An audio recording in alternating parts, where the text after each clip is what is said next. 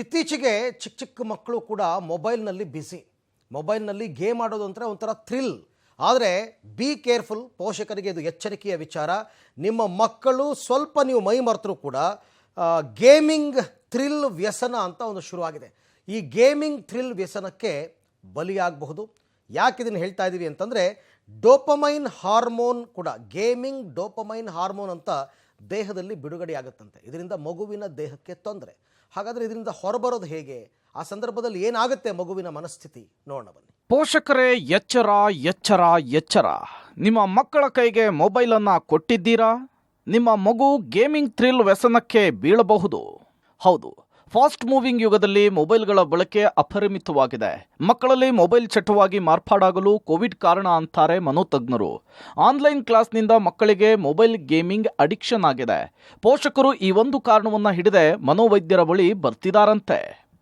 So ನಾವೇನು ನೋಡ್ತಿದ್ದೀವಿ ಅಂದರೆ, ಇವಾಗ ಈ ಕೋವಿಡ್ ಟೈಮ್ಸ್ ಆದಾಗಿಂದ ಸ್ಕೂಲ್ಸು ಎಲ್ಲ ಎಲೆಕ್ಟ್ರಾನಿಕ್ ಐಟಮ್ಸ್ನ ಎಂಕರೇಜ್ ಮಾಡ್ತಿದ್ದಾರೆ. ಬಿಕಾಸ್ ಅವ್ರಿಗೆ ಆನ್ಲೈನ್ ಆಗೋಗಿದೆ, ಹೇಳ್ಕೊಡೋದಲ್ಲ.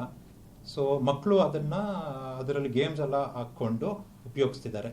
ಸೊ ಅಲ್ಲಿ ಪೇರೆಂಟಲ್ ಸೂಪರ್ವಿಷನ್ ಇಲ್ಲ, ಅವ್ರು ಮಾನಿಟರ್ ಮಾಡ್ಕೊತಿಲ್ಲ ಅಷ್ಟು. ಅದೇ ಕಾರಣಕ್ಕೆ ಮಕ್ಕಳು ಅಲ್ಲಿ ಸ್ವಲ್ಪ ಆಡೋದು ಶುರು ಮಾಡಿಕೊಂಡು ಟೈಮ್ ಆಗ್ತಾ ಅದು ಡಿಪೆಂಡೆನ್ಸಿ ಆಗೋಗುತ್ತೆ ಆ್ಯಂಡ್ ಅಡಿಕ್ಷನ್ ಆಗೋಗುತ್ತೆ. ಮೊಬೈಲ್ ಗೇಮಿಂಗ್ ಅಡಿಕ್ಷನ್ ಮಕ್ಕಳ ಮಾನಸಿಕ ಸ್ಥಿತಿಗತಿಯ ಮೇಲೆ ತೀವ್ರ ಪರಿಣಾಮ ಬೀರುತ್ತೆ. ಅದು ಹೇಗೆ ಅನ್ನೋದು ಅನೇಕರಿಗೆ ಗೊತ್ತಿಲ್ಲ. ಮೊಬೈಲ್ ಗೇಮ್ ಆಡುವಾಗ ಮಕ್ಕಳ ದೇಹದಲ್ಲಿ ಡೋಪಮೈನ್ ಎನ್ನುವ ಹಾರ್ಮೋನ್ ಬಿಡುಗಡೆಯಾಗುತ್ತೆ. ಇದು ಖುಷಿಗೆ ಕಾರಣವಾಗುವ ಹಾರ್ಮೋನ್. ಆದರೆ ಅತ್ಯಧಿಕ ಪ್ರಮಾಣದಲ್ಲಿ ಡೋಪಮೈನ್ ಬಿಡುಗಡೆಯಾದ್ರೂ ಸಮಸ್ಯೆ ತಪ್ಪಿದ್ದಲ್ಲ. ಈ ಮೊಬೈಲ್ ಬಿಟ್ಟಿರೋದಕ್ಕೆ ಆಗದೆ ಇರೋದು ವಿಡ್ರಾಲ್ ಅಂತ ಹೇಳ್ತೀವಿ. ಯಾವುದೇ ಸಬ್ಸ್ಟೆನ್ಸ್ ತಗೋತಿದ್ರು ಅದಕ್ಕೆ ವಿಡ್ರಾಲ್ ಬರುತ್ತೆ. ಅದೇ ರೀತಿ ಈ ಮೊಬೈಲ್ ಗೇಮಿಂಗು ವಿಡ್ರಾಲ್ ಇರುತ್ತೆ.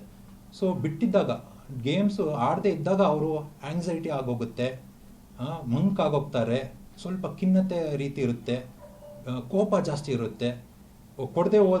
ಬೇಕಾಗಿರೋದು ಕೊಡದೆ ಹೋದರೆ ಕಾಂಟ್ಯಾಕ್ಟ್ ಡಿಸಾರ್ಡರ್ಸ್, ಹಠ ಮಾಡೋದು, ಚೇಷ್ಟೆಗಳು ಮಾಡೋದು, ಒಡೆದಾಕೋದು ಅದೆಲ್ಲ ಶುರು ಆಗುತ್ತೆ. ಇದೆಲ್ಲ ವಿಡ್ರಾಲ್ಗೆ ಸಂಬಂಧಪಟ್ಟಿರೋದು. ಸೊ ಇದೆಲ್ಲ ಐಡೆಂಟಿಫೈ ಮಾಡ್ತಿದ್ರೆ ಅವರು ಪೇರೆಂಟ್ಸು ಫಸ್ಟು ಕರ್ಕೊಂಬರ್ತಾರೆ. ಆವಾಗ ನಾವು ಕಂಡುಹಿಡಿತೀವಿ ಅವ್ರಿಗೇನೋ ಸಿಂಪ್ಟಮ್ಸ್ ಆಗ್ತಿದೆ, ಯಾವ ಕಾರಣದಿಂದ ಆಗ್ತಿರ್ಬೋದು ಅಂತ. ಅದ್ರ ಪ್ರಕಾರ ಈ ಮೊಬೈಲು ಡಿಪೆಂಡೆನ್ಸಿ ಅಡಿಕ್ಷನ್ ಇದ್ದರೆ ಅದರದ್ದು ಟ್ರೀಟ್ಮೆಂಟು ಸಪ್ರೇಟಾಗಿ ಕೊಡಬೇಕಾಗುತ್ತೆ.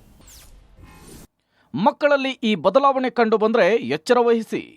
ಮಕ್ಕಳಿಗೆ ಆಟ, ಬೇರೆ ಬೇರೆ ಕೆಲಸ ಮಾಡೋದ್ರಲ್ಲಿ ಆಸಕ್ತಿ ಇರೋದಿಲ್ಲ. ಓದು, ಅಪ್ಪ ಅಮ್ಮನ ಜೊತೆ ಮಾತುಕತೆ ಬೋರ್ ಆಗಲು ಶುರುವಾಗುತ್ತೆ. ಅವರು ಒಂದಲ್ಲ ಒಂದು ರೀತಿ ಎಂಗೇಜ್ ಆಗಿರೋದ್ರಿಂದ ಬೋರ್ ಆಗಲು ಸಾಧ್ಯವೇ ಇಲ್ಲ. ಆದರೂ ಬೋರ್ ಆಗುತ್ತೆ ಅಂದರೆ ಅವರಿಗೆ ಅಭ್ಯಾಸವಾದಷ್ಟು ಮಟ್ಟದಲ್ಲಿ ಡೋಪಮೈನ್ ಬಿಡುಗಡೆ ಆಗ್ತಿರಲ್ಲ. ಡೋಪಮೈನ್ ಬಿಡುಗಡೆ ಆಗಿಲ್ಲ ಅಂದರೆ ಅವರಲ್ಲಿ ಖಾಲಿತನ ಸೃಷ್ಟಿಯಾಗುತ್ತೆ. ಇದು ಮಕ್ಕಳಲ್ಲಿ ಖಿನ್ನತೆಯನ್ನು ಉಂಟು ಮಾಡಬಹುದು. ಹೈಸ್ಕೂಲ್, ಕಾಲೇಜುಗಳಿಗೆ ಹೋಗುವ ಮಕ್ಕಳು ಡ್ರಗ್ಸ್ ಸೇವನೆಗೆ ಮುಂದಾಗಬಹುದು. ಕಳ್ಳತನ ಕಿಳಿಬಹುದು, ಯಾಕೆಂದರೆ ಈ ಕೃತ್ಯಗಳಿಂದ ಥ್ರಿಲ್ ಸಿಗುತ್ತೆ. ಮೊಬೈಲ್ ಗೀಳಿಗೆ ಬೀಳುವ ಮಕ್ಕಳು ದೈಹಿಕ ಚಟುವಟಿಕೆಗಳ ಕೊರತೆಯ ಕಾರಣದಿಂದಾಗಿ ಬೊಜ್ಜು ಹೆಚ್ಚಾಗುತ್ತೆ. ದೃಷ್ಟಿದೋಷ ಸೇರಿ ನಾನಾ ಆರೋಗ್ಯ ಸಮಸ್ಯೆ ಕಂಡುಬರುತ್ತೆ. ಖಿನ್ನತೆ, ಮಾನಸಿಕ ಒತ್ತಡದಂತಹ ತೊಂದರೆಗಳು ಕೂಡ ಕಾಣಿಸಿಕೊಂಡಿದ್ರೆ ಎಚ್ಚರ. ನೋಡಿದ್ರಲ್ಲ ಮನೋತಜ್ಞರು ನೀಡ್ತಾ ಇರುವ ಎಚ್ಚರಿಕೆಯನ್ನ. ನಿಮ್ಮ ಮಕ್ಕಳಲ್ಲೂ ಕೂಡ ಈ ರೀತಿಯ ಗುಣಲಕ್ಷಣಗಳು ಕಂಡು ಬಂದ್ರೆ ಕೂಡಲೇ ನಿಮ್ಮ ಮಗುವನ್ನ ಮನೋತಜ್ಞರ ಬಳಿಗೆ ಕರೆದುಕೊಂಡು ಹೋಗಿ ಬಂದ್ರೆ ಒಳ್ಳೆಯದು.